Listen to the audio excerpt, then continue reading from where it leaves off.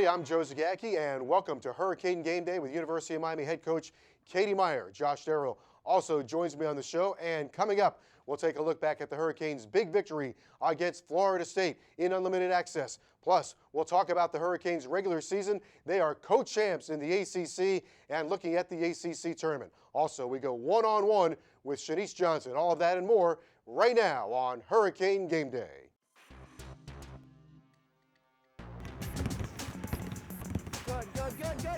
Good. Nice. Good. Where's the shooter?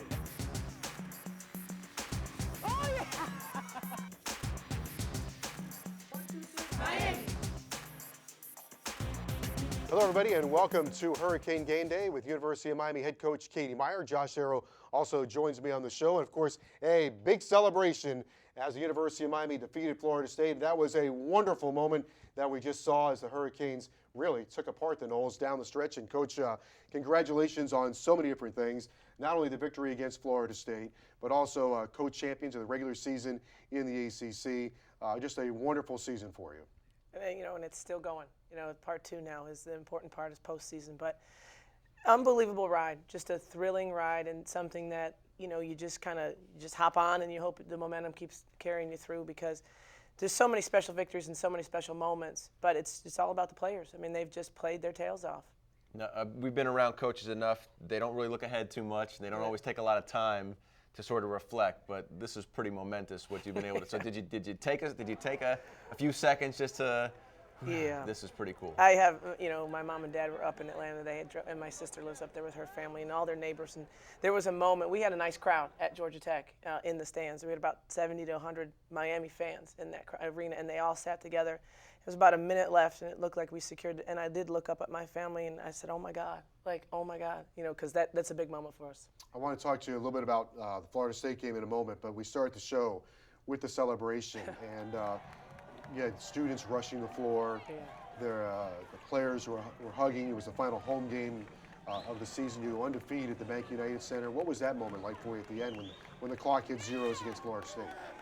Well, I was like, students, come on, come out here. I know this is a big deal, and they might not have understood it. And then when they understood it, they really celebrated with us. But we want it to be a moment, not just a victory, but a moment. It was a big moment.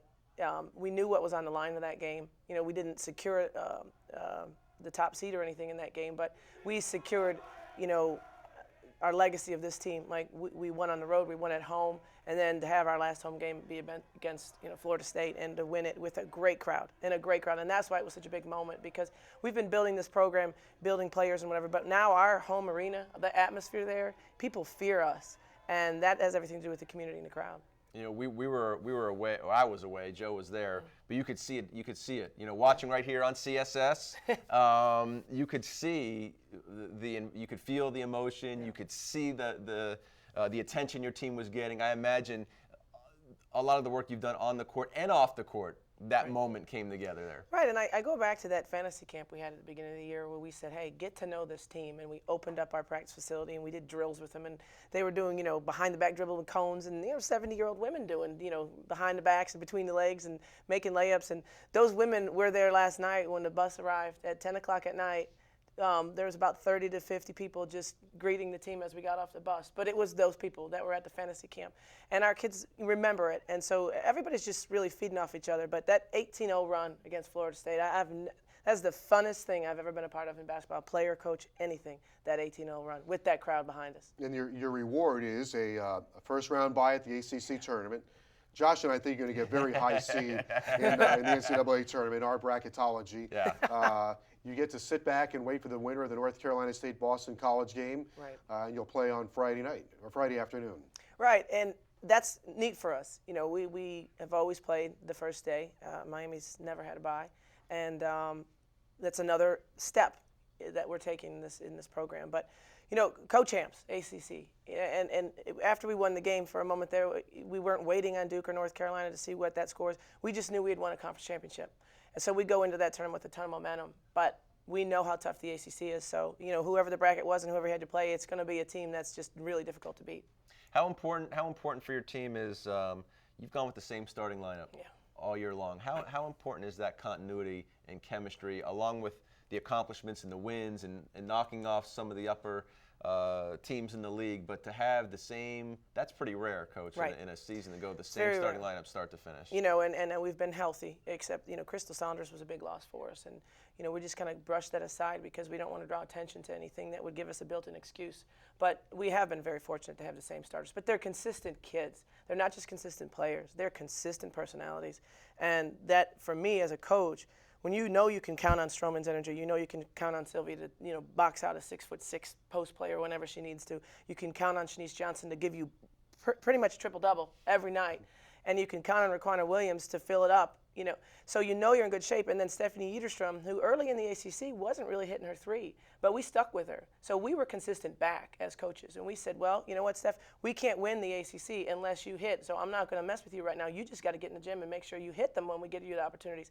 But credit to Mo and Bay and Sil and Stroh, because they kept giving Steph the ball, even when she was shooting 1 for 11 from the three and, you know, struggling. And now she's really confident. So there is a consistency that I think is a part of this formula.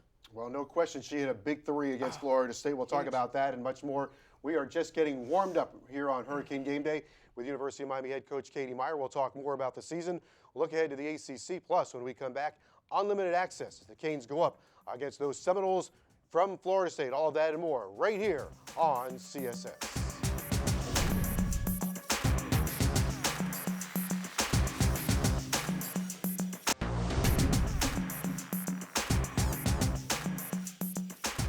Welcome back to Hurricane Game Day with Katie Meier here on CSS. Coach Meier's team is tough and talented. They defend, rebound, shoot the three, and love to run. Those skills were put to test last week when they hosted the Florida State Seminoles. That game is the focus of this week's Unlimited Access.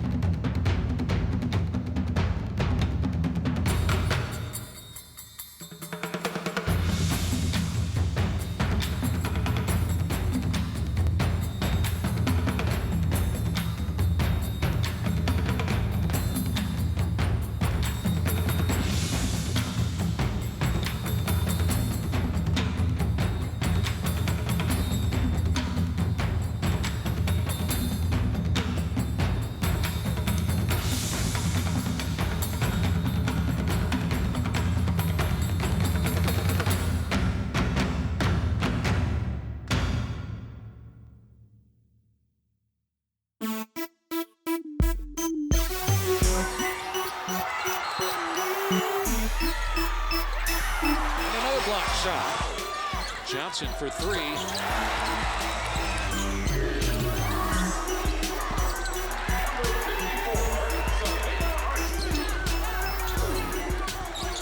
Another offensive rebound and a left-handed putback for Johnson. Stroman ahead of the pack, challenged by DeLuzio, and she knocks it down with a chance for three.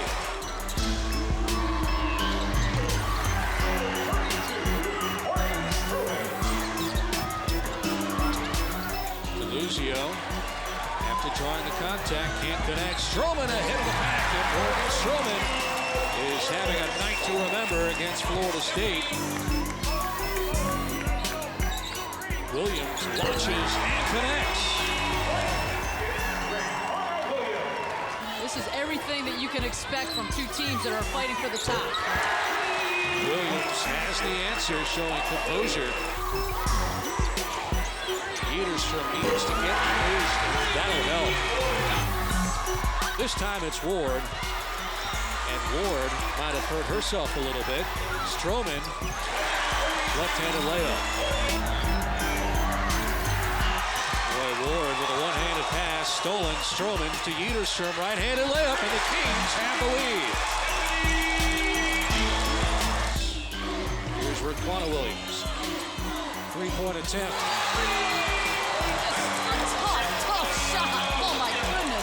Slow it down with the lead. Ederstrom is open. We'll see if they count it. They do, and another foul against Florida State.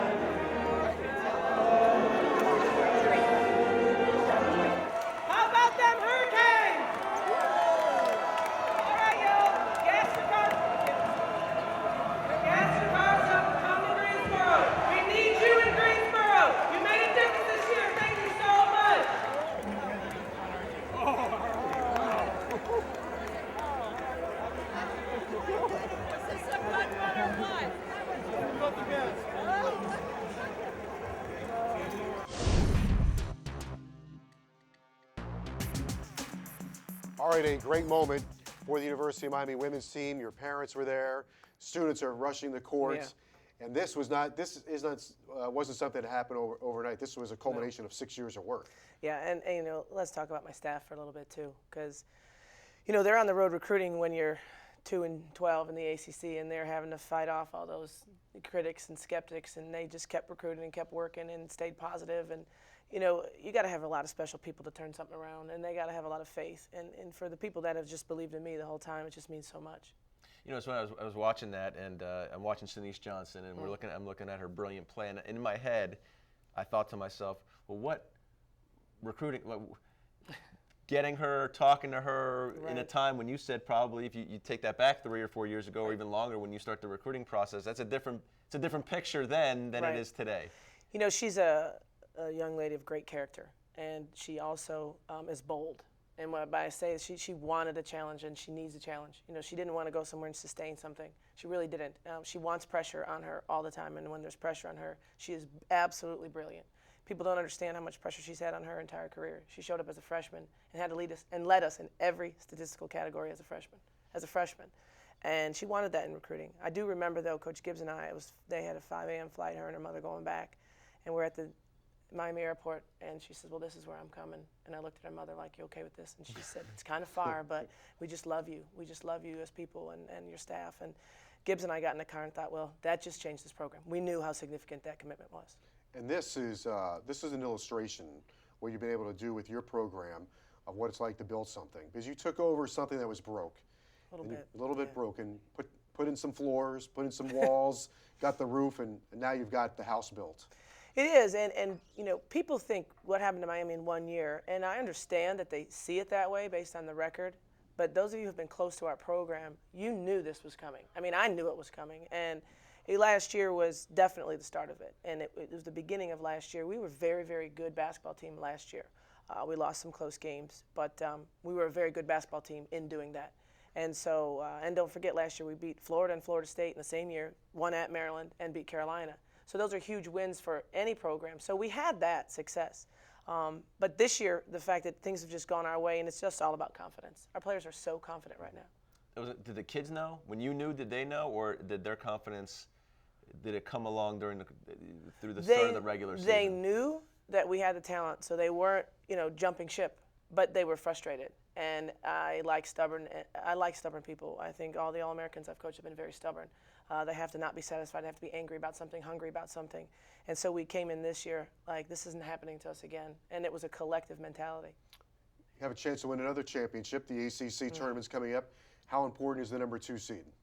I think, you know, that helps a ton to have that extra day, especially since, you know, we're down to, 9 players now. So we absolutely needed that extra day of rest if we have a plan of playing 3 in a row to win it. But, that first game's just huge. It's always huge, and we've got to take care of business. And once again, we're going to go 1 game at a time, 1 possession at a time. All right, very good. We will continue. Don't go anywhere here on CSS because we are just getting started on Hurricane Game Day. When we come back, Justin Antwell goes one-on-one with Momo, College Basketball Player of the Year candidate Shanice Johnson. Stay with us. We'll be right back.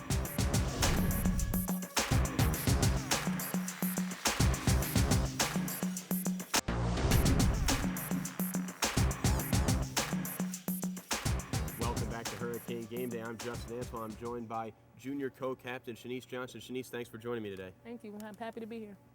Shanice, just how much fun is this basketball team having right now? It seems like just success is everywhere on the court. Yes. We're definitely having a lot of fun. I think that has a lot to do with why we're winning so many games. There's no pressure. We're just kind of free out there to play. Has patience been a virtue with this basketball club? I mean, you've been through some tough times going back to your freshman year, and now all the dividends are paying off. Yeah, definitely. I think you have to go through the fire a little bit though to really appreciate everything that we're doing now. How much did that WNIT run last year carry over to this year's squad? I definitely think it gave us a spark. I think before we started the WNIT, we weren't sure if we were getting in or if we were playing anywhere. And we had like a week of practices, and it probably was our best practices of the entire year. And ever since that, we kind of just clicked. You're so versatile. You could almost put a triple-double up on command, Shanice. Obviously, winning's your the most important category. Yes, definitely. But what's your favorite stat that you like to rack up on the stat sheet at the end of the night? I would probably say assists and steals. I score because that's what they need us to. Well, that's what they need me and Raquana to do. But I definitely like the flashy passing and the ripping people, out in the full court. You mentioned Raquana. How much has you and her relationship matured throughout the years? So much. It's definitely matured and grown throughout two years.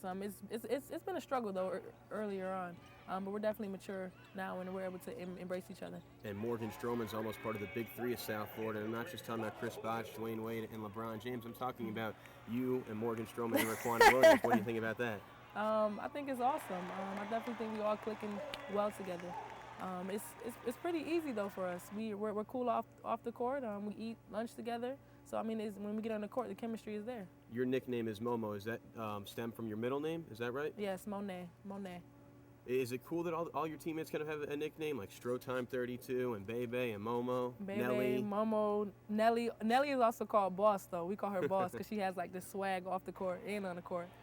You have SG. She's from South Jersey, so we call her Jersey. Steph, we call her Stephanator. Sil, we call her Pepper. I mean, everybody has nicknames. How much of a family-type atmosphere has Coach Meier instilled with this women's basketball program? I mean, that's probably the first thing. That's probably the first and most important thing to Katie Meier. She definitely preaches that on and off the court. And whenever you have a emergency or anything that you have to get to, she's definitely the first person to say, go ahead, take care of your family. How about the energy at the Bank United Center? The team's had so much home court success this year, Shanice. How much do you guys ride what the fans are bringing? Oh, I love it. We actually have people on the other side of us now. It's not just one-sided. We normally do have the black curtains down, but the arena is definitely filling up a lot more, and Peggy's doing a great job of advertising and marketing for us. You becoming a little bit of a celebrity around campus now? Are regular students trying to say hello to you when you walk to class? Definitely. Definitely. You have people that I've never spoken to before coming up to me, but I love it. I love it. Tell me about your college process. Obviously, you were a McDonald's All-American from Henrietta, New York. Mm-hmm. Why did you choose to come to University of Miami, and what other offers did you have? University of Miami is definitely the place to be. It's great weather, but mostly Katie Meier. She's definitely the one that reeled me in. To be honest, our spirits kind of connected. Well, not kind of. It did connect. I knew the night before that I was going to commit here. But some other offers that I had was Georgia, LSU. UConn was interested in me earlier on, but I really wasn't feeling UConn too much. But it came down to Syracuse and University of Miami. And you were willing to start basically a program from scratch. How much does that mean to you instead of just kind of join a program with a lot of legacy? It definitely meant a lot. I wanted to come. I didn't want to be another number, you know. I think UConn and Tennessee, they've already established themselves. And it's time for the people to start looking at Miami. I think people are definitely noticing us now. Who do you model your game after, whether it's a women's basketball player or someone in the NBA? No one, honestly. I don't know who people say I remind them of, but I definitely don't look up to anybody as far as athletes. The person I look up to most is my mom. Shanice, how important is your mom? How instrumental is she in your life? Very, very instrumental. I definitely look up to her the most. She's done so much for me, as well, traveling to AAU, sacrificing everything for me, jobs, money, traveling. I mean, I definitely wouldn't be who I am without her today. And one thing that she really preaches to me is character and make sure everybody likes you on and off the court. Now, you've got a lot of different hairstyles, Momo, when you wear to a game. I mean, how do you decide what your hairstyle's going to be? Ponytail, braid, just regular, let it out? I just go with the flow, with whatever I'm feeling. I kind of had the Rambo thing going on last time. If I had some black stuff, I would have put it underneath, but I didn't have any. And there are no juniors on this team, so is the sky the limit with this basketball squad? The sky is definitely the limit, Jess. Definitely. Shanice, thanks so much for joining me. We know about Brittany Griner on Baylor. We know about Meier on UConn. I think it's time we put Shanice Johnson in that category as well in the women's college basketball spectrum. Thanks so much for joining me, Shanice. Stay healthy and continue success. I'm Justin Answell for Hurricane Game Day. We'll come back with more after this.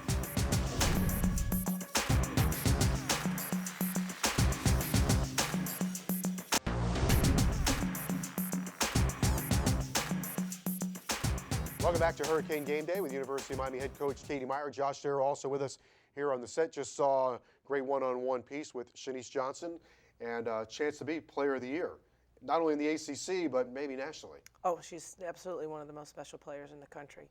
And I'm happy for her and Raquana they've elevated their status nationally. They don't really care about all that individual stuff. They know that they were the same players last year, but they weren't getting the attention because we weren't winning as much as we should have. And now that we're winning, they understand that obviously they're getting attention. I mean, I'm the same coach that I was 4 years ago, so it must be the players. People, it must be the players. And, you know, coaching, running the same plays, I just got great players. They have a line. I'm stealing your line, but I'm going to have you explain it. Right. They have a curiosity to be great. Right. I love Without that question. line. Without question. They're not, you know, some people say that I want to be great, or I want to be All-American, or I want to be ACC Player of the Year. Well, everybody wants to. What are you doing about it? I mean, what are you seeking? You know, do you sit around all day and just dream about it, or do you say, well, how does that happen?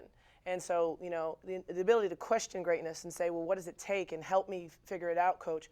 They constantly do that, and they do it in two very, very different ways. But they are always asking, you know, I know Bebe Facebooked Monica Wright during the summer, the kid from Virginia that was Player of the Year last year, and said, what did you do about your conditioning? I mean, she's asking ex-Player of the Years what they did to increase their stamina. And, you know, they're doing it on their own. So they're awesome kids, and they really want it, and they're very hungry.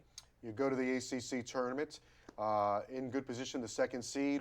You get the winner of the North Carolina State-Boston College game. As you mentioned, you go there not thirsty, but hungry. Right. Well, yeah, we're everything, you know, and we're just very transparent. I think that's one reason you fall in love with this team. We're authentic and transparent. You just see who we are, you see what we're made of, and you see what fuels us. And we do love support, and it would be really, really nice to have a little faction of Miami people there cheering for us in Greensboro. All right, the ACC tournament coming up in Greensboro. Coach, congratulations on a great regular season, and the best of luck the rest of the way.